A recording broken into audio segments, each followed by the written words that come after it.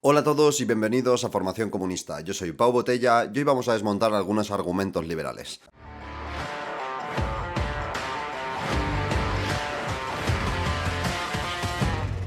Hola a todo el mundo, ya estoy de vuelta por aquí. Después del último vídeo de formación en el que por fin concluimos con el bloque de economía, he querido seguir un poco con el hilo de las cosas, pero esta vez aplicándolo a argumentos liberales, como ya hicimos en el último vídeo, pero esta vez de un vídeo en concreto. Hablamos de un vídeo de manos del youtuber llamado Un Gentil Hombre, que bueno, es un poco anticomunista, no pasa nada, y intenta desmontar la teoría del valor en un vídeo que tiene bastante repercusión. Agradecer desde aquí a Fer que pasó esta propuesta de vídeo y se la ha usurpado brutalmente. Y nada, como ya sabéis, vamos alternando vídeos en el canal. Dentro de poco haré un directo respondiendo a comentarios en directo de nuestros suscriptores sobre dudas que tengáis en general. Me hace especial ilusión recuperar ese formato y además yo sé que a vosotros también os gusta poder interactuar y plantear vuestras dudas en directo. También haremos un vídeo dentro de no mucho respondiendo a preguntas que dejáis en las cajas de los comentarios, que creáis o no, me las leo todas. El vídeo ya tiene 2 años y se llama Marx tenía razón, hablando de la teoría del valor. Así que sin más dilación, vamos a verlo. En varios videos hemos citado las teorías del valor trabajo. Entender este asunto es de suma importancia, porque es uno de los cimientos sobre el cual Marx, Proudhon y otros autores socialistas construyeron su edificio analítico. Proudhon, no nos caes bien. Adam Smith se preguntaba: el agua es uno de los bienes más útiles que existen. Sin embargo, su valor de cambio es bajísimo. Los diamantes, por otra parte, tienen un escaso valor de uso, pero tienen un valor de cambio altísimo. Efectivamente, porque el valor de uso no determina el valor, sino el valor de cambio que viene determinado por el trabajo socialmente necesario.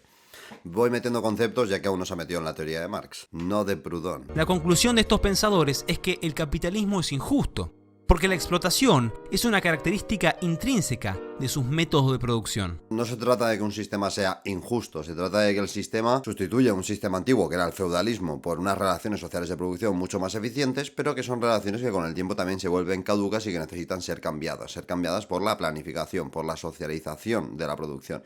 Así que no es en términos morales, aunque bueno, aquí no está hablando de Marx y se lo compramos. Ahora vamos a ver qué dice de Proudhon, porque tengo miedo, sinceramente. Y buscar métodos alternativos de producción podría llegar a ser una buena idea. Pierre-Joseph Proudhon propone todo un sistema político en base a esta idea. Johann Karl Rodbertus intenta formalizar una teoría de la explotación. Y finalmente llegamos a Karl Marx. Bueno, vale, lo de Proudhon, nada, no ha dicho nada. Bueno, para quien no lo sepa, Proudhon no planteaba la socialización de la producción. Proudhon planteaba la redistribución de la propiedad, a lo que él llamaba abolir la propiedad, pero realmente era que existiera una propiedad igualitaria sobre la propiedad, que no es lo mismo que lo que propone el marxismo. ¿Cómo se mide este valor de cambio?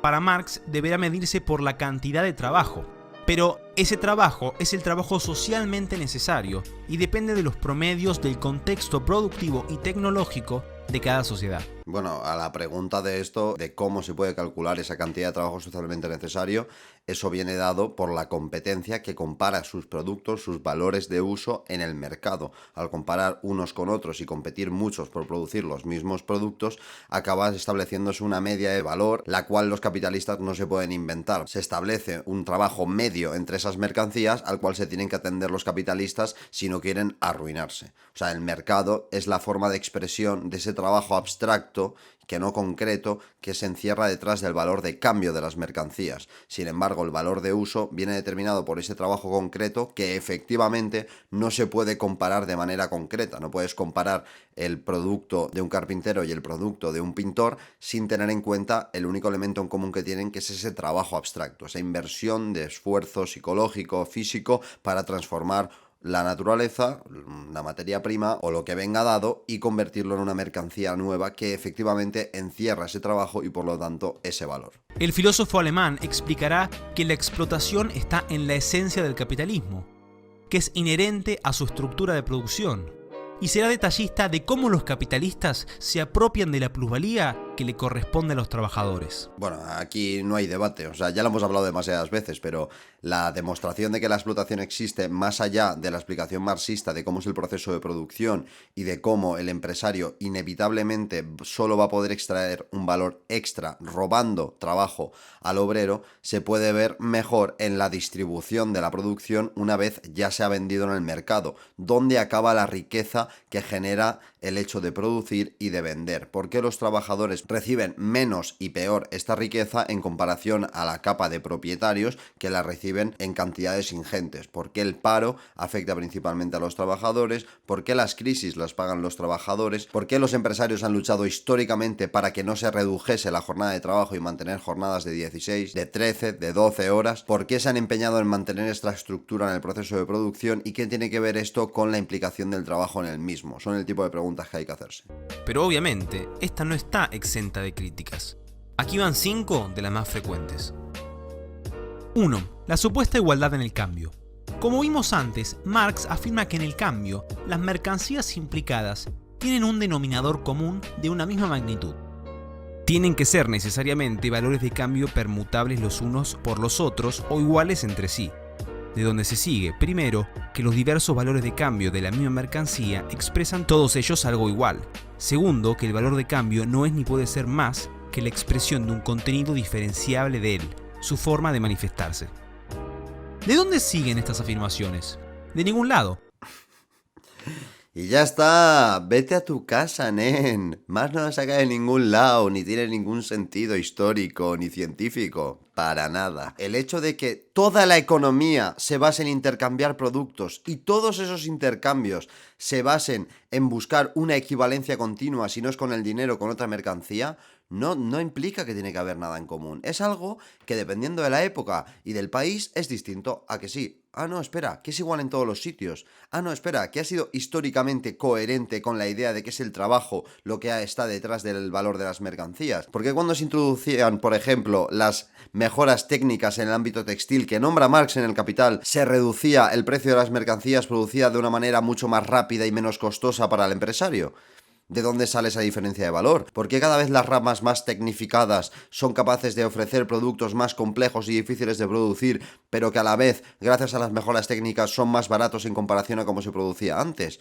¿Por qué los coches cuestan menos que antes? ¿Por qué los móviles cuestan menos que antes o los ordenadores? ¿Por qué el Fordismo se basaba en reducir el tiempo de trabajo socialmente necesario para poder vender productos que cubrían una necesidad pero con menos trabajo detrás y por lo tanto más baratos en el mercado?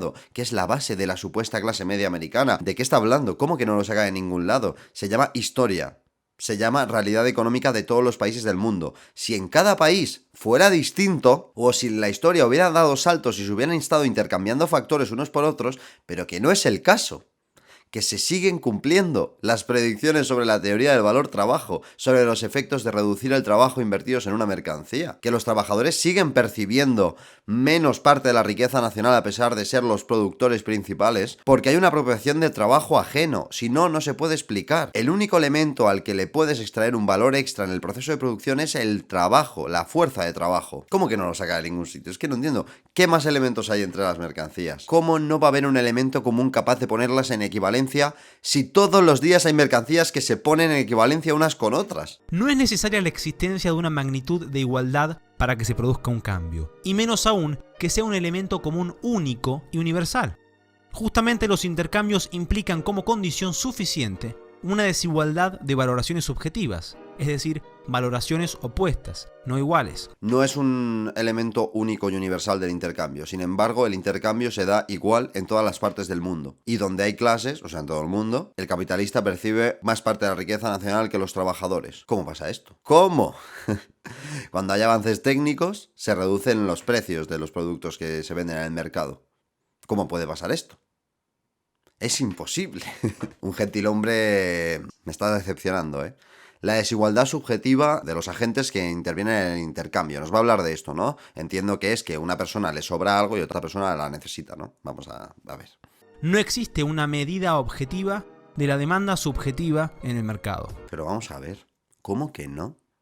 ¿Cómo que no? ¿Me estás diciendo que cada intercambio se da en unas dimensiones aisladas del resto de la sociedad en las que puede intervenir cualquier factor? ¿Me estás diciendo que no hay factores determinantes, objetivos, estudiables de todos los mercados que las propias empresas estudian, que hay que tener en cuenta para poder vender un producto? ¿De verdad? ¿Qué pasa? ¿Cada vez que llega el repartidor de Amazon a tu casa negocias con él el precio? ¿O cuando vas al kiosco te pones a negociar el precio porque tú lo necesitas más y él lo necesita menos? ¿O hay un sistema de producción en masa que se establece por una demanda que se conoce y que se intenta cubrir, arruinándose unos contra otros, y los consumidores efectivamente compran esos productos que se comparan continuamente entre sí, esas mercancías, porque muchos productores intentan venderte lo mismo y de facto incluso se conoce en términos generales qué es lo que necesita la gente? Que no tiene sentido. ¿Qué es lo que necesita y qué está dispuesta a pagar por ello? Que tiene que ver efectivamente con el tiempo de trabajo socialmente necesario que hay detrás. De verdad es que, por ponerte un ejemplo cutre, si tú te vas a una feria de artesanía, los productos artesanos te van a costar más. Es que... No me hagas poner todos estos ejemplos, gentil hombre. Estas deducciones Marx las saca de Aristóteles y de la metodología de Hegel, pero no tienen ninguna coherencia. No tiene ninguna coherencia. ¿Por qué? Porque lo dice él. Porque lo dice él. No tiene ninguna coherencia porque lo dice él. Viene de Aristóteles y de Hegel, dos de los pensadores más importantes de la historia de la humanidad. Hegel, que introdujo también parte del pensamiento científico en la filosofía que se refleja en su dialéctica y que te permite hacer un análisis científico de cosas de la sociedad también, como es la economía. ¿Cómo que no tiene coherencia? ¿Qué está mal de esta lógica? 2. La selección arbitraria de trabajo como denominador común. Explosiones. Tío, arbitraria. ¿Qué otro elemento coherente con cómo son las cosas en la economía real, desde el principio del intercambio hasta hoy en día, responde tan bien a los fenómenos vividos en las sociedades de intercambio, como es el trabajo? Es que no hay otro. Es que no entiendo de dónde sale esto. Existen muchas cualidades en común entre las mercancías intercambiadas. Como ya hemos citado, Marx descarta todas y dice que la única es el trabajo. Claro, porque el resto no se pueden comparar. Tú no puedes comparar el color de una mercancía con otra para ver cuál cuesta más. Ni su peso, ni su forma. Por ejemplo, dirás, no, el peso sí. Bueno, el peso refleja un trabajo que ha obtenido más o menos mercancía en un mismo tipo de material. Después, 1 kilo de paja no es lo mismo que 1 kilo de hierro. En cuanto a volumen y utilidad, por ejemplo. O sea, son 1 kilo los dos. Vale. A ver, yo solo pido a Dios... Es broma. Que me nombre ahora los elementos comparables. Vamos a hacer balance. Pero otra vez, esta afirmación no sigue de ningún lado. El denominador común podría ser el peso, la rareza u otros cientos de elementos. El peso, la rareza. ¿Cómo? Vale. El peso. Ponme dibujos aquí. Un coche versus un diamante. Un diamante de anillo. No sé cuánto pesan los diamantes. Lo siento, no sé cuánto es un pedrolo de estos. Yo no lo sé. Yo solo compro anillos en el chino. Nada, el peso es perfecto para entender, por ejemplo, por qué un diamante cuesta más que un coche, aunque el coche pese 2 toneladas más, o 1. ¿El trabajo responde a esta comparación? Sí, es mucho más difícil extraer el diamante, pulirlo y ponerlo en un anillo, por poner el ejemplo, que hacer un coche. Sí, ponme un anillo, ponme un reloj, lo que sea, me da igual. Increíble. La rareza. Que haya poca oferta de un producto, ¿no tendrá alguna relación con el trabajo que hay que invertir para extraer y poner a la venta ese producto? ¿No tendrá alguna relación con eso? ¿Cómo va a ser la rareza lo que establece los precios de las mercancías? Por favor. O sea, si me dices el transporte, bueno, pues ahí podemos debatir tal, pero la rareza. Pero si en el capitalismo se consigue producir en masa la mayoría de cosas, si tú te vas al ámbito de los productos raros, es algo marginal, no define el día a día de un producto.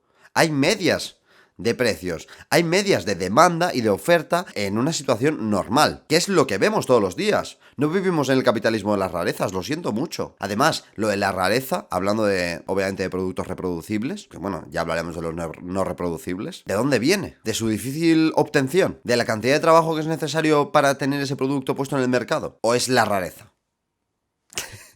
La rareza.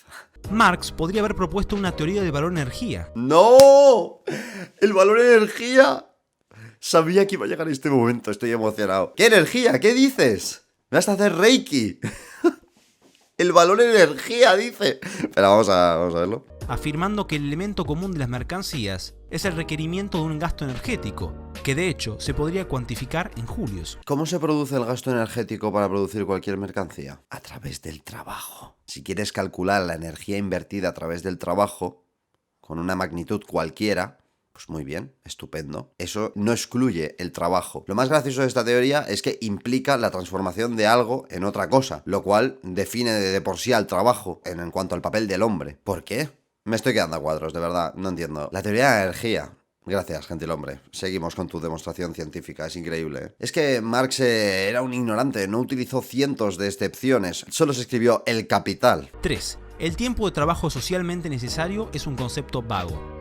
¿Qué es el tiempo de trabajo socialmente necesario? El tiempo de trabajo socialmente necesario es el trabajo medio necesario para producir un producto en una rama de producción concreta en condiciones medias. Es algo que se da en todos los países del mundo, donde hay competencia y producción capitalista. Los capitalistas producen un mismo producto y quieren cubrir una misma demanda. Al competir entre ellos, tienen que establecer precios en base a lo que les ha costado producir ese producto para no arruinarse, ya que hacen guerras de precios y competencia de todo tipo para poder alcanzar esa demanda y absorberla a ellos. Al luchar unos contra otros y tener que nivelar esa venta del producto en base al trabajo que hay detrás, se establece una media, que es lo que se entiende como precio. A ti, si te pregunto cuánto cuesta una botella de agua, me sabrás decir un precio aproximado, un precio que se aproxima al valor, que es lo objetivo y en torno a lo que gira el precio. Por lo que sí, existe, no es vago, es muy preciso y es mucho mejor que la teoría de la energía o la utilidad. Es que es ridículo, de verdad, ridículo.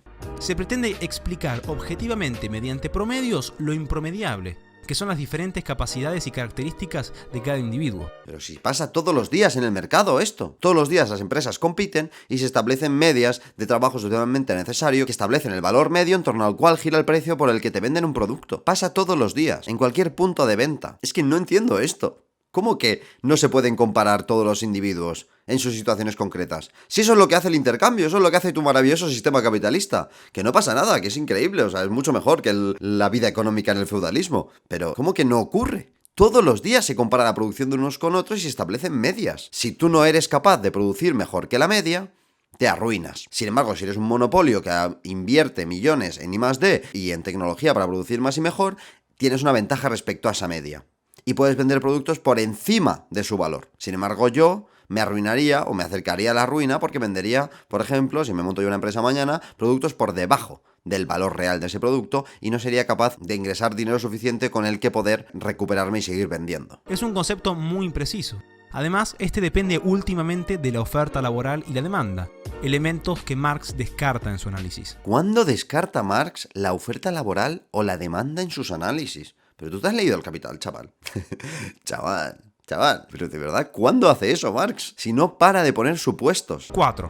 Se elude deliberadamente los bienes económicos que no son compatibles con su análisis. No, el liberalismo no hace eso. El liberalismo dice que no... Bueno, el liberalismo no. Un gentil hombre dice que no se pueden comparar las situaciones concretas de todos los individuos. Sin embargo, pasa todos los días. Él nos habla de la rareza. Pero es que los productos raros no son los mayoritarios en un mercado capitalista funcional. Si me hablas en términos de capacidad de obtener en un producto, incluso de oferta y demanda, ya es otra cosa. Pero qué rareza. Cabe sostener que el precio de aquellas cosas que no tienen un valor intrínseco, es decir, que no son productos del trabajo, como la tierra, o por lo menos no pueden ser reproductivos mediante el trabajo, como las antigüedades, las obras de arte de determinados maestros, etc., pueden ser determinados por combinaciones sumamente fortuitas.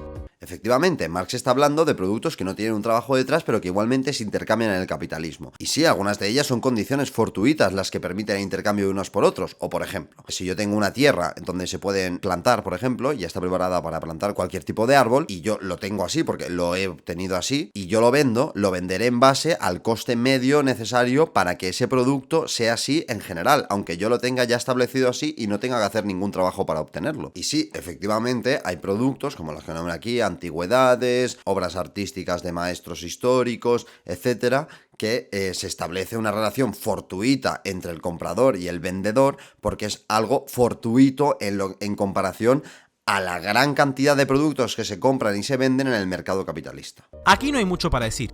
Simplemente hay miles de ejemplos que no encajan en el análisis de Marx. Hay miles de ejemplos. La mayoría de mercancías que se venden en el mercado se pueden explicar perfectamente con la teoría del valor, y en la propia teoría del valor también incluye excepciones relacionadas con que no haya un trabajo detrás y aún así al vivir en una sociedad de intercambio se puede intercambiar un producto, efectivamente. 5. La teoría de la explotación desconoce otros factores. Buah. Teoría de explotación. Aquí hay miedo ya, ¿eh? Los marxistas desconocen que el trabajador no recibe el producto íntegro de su trabajo porque los procesos productivos llevan tiempo.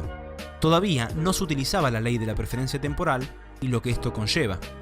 El valor íntegro de un bien solo estará producido cuando éste es terminado y vendido en un tiempo más o menos prolongado.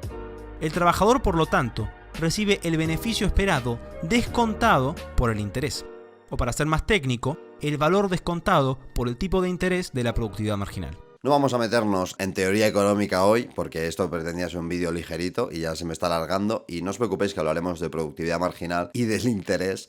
Pero lo que me parece interesante es que está acusando a los marxistas de algo que no es real. O sea, los marxistas no dicen que el trabajador tiene que pedirle al empresario todo el valor producido. El empresario, de facto, como dice Marx, necesita parte de ese valor para poder reinvertirlo en el capital y tener más producción a posteriori. El problema es que los empresarios obtienen ese valor extra y no lo utilizan para el beneficio social, no lo utilizan atendiendo las necesidades reales de la población, sino que lo utilizan de manera egoísta para poder embolsarse cada vez más plusvalía y consumir una parte de ella de manera más parasitaria y la otra reinvertirla en la producción otra vez. No atienden a las necesidades reales de la mayoría de la población y mucho menos de los trabajadores que forman esta mayoría y que son los que producen la riqueza nacional.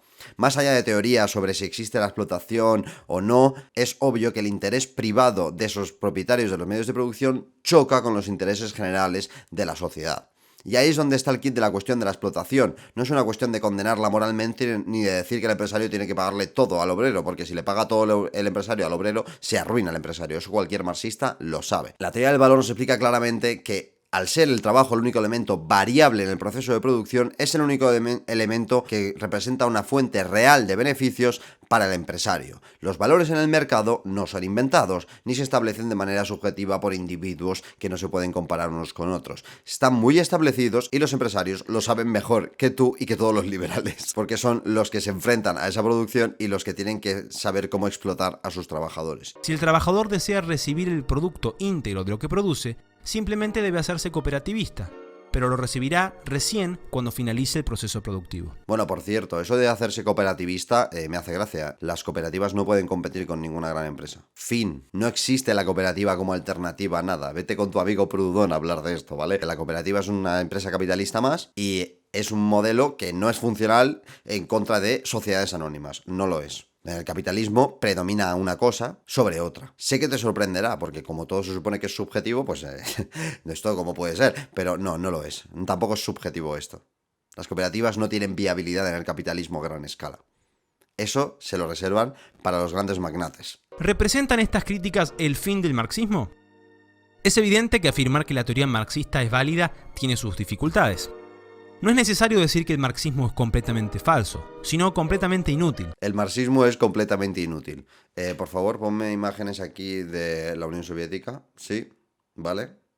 Gracias. El marxismo es completamente inútil, pero consiguió transformar un país entero y convertirlo en una potencia mundial, un país totalmente atrasado, hacer avances técnicos inimaginables en otros países capitalistas, consiguió coordinar las fuerzas productivas de un país entero para establecer prioridades sociales y cubrirlas, consiguió ganar una Segunda Guerra Mundial, consiguió llegar al espacio. Sinceramente, creo que se te queda un poco grande la palabra inútil para hablar de algo así, cuando el liberalismo lleva toda la vida predicando el capitalismo perfecto de competidores que no son monopolistas y buscan la competencia perfecta, cuando eso no existe.